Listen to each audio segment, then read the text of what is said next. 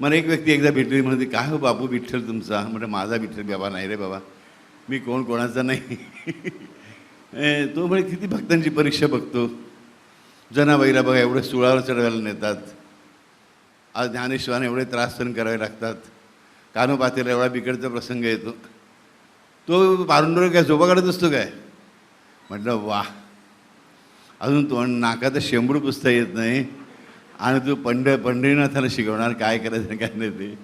ज्याच्यासाठी या संतांनी आपला देह शिजवला, मन शिजवलं, वाणी शिजवली, आणि ज्याला भेटणं ही काही खायची गोष्ट नाही आहे राजानं, त्याचं सगुण दर्शन मिळतं आहे, हीच खूप मोठी भाग्याची गोष्ट असते. आणि आपण जी वेळी वाकडी भजन सेवा करतो, नामसेवा करतो, जे आपण रामा आत्मारामा करून तो परिपूर्ण मंत्र जो आहे महामंत्र त्याचा गजर करतो, ही सेवा आहे. लक्ष ठेवा त्या पंढरीनाथाची, त्या त्रिविक्रमाची, त्या स्वयंभगवानाची.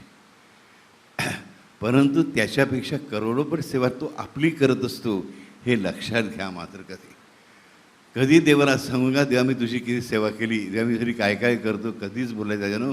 कारण त्याने यादी काढायची म्हटली की मी तुमच्यासाठी काय काय केलं आहे.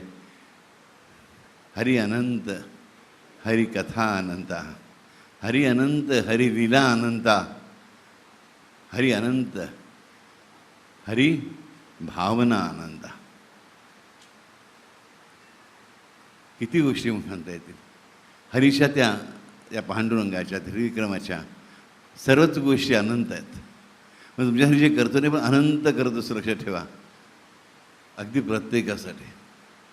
म्हणून तो दोन्ही हात कटीवर घेऊन उभा आहे, एका हातात शंख आहे, एका हातात कमळ आहे, आणि डोक्यावर शिवलिंग आहे. म्हणून तो हरिहर स्वरूप आहे, आणि म्हणून तो त्रिविक्रम आहे, स्वयंभगवान आहे. विठ्ठल हा स्वयंभगवानाचंच रूप आहे, लक्षात ठेवा.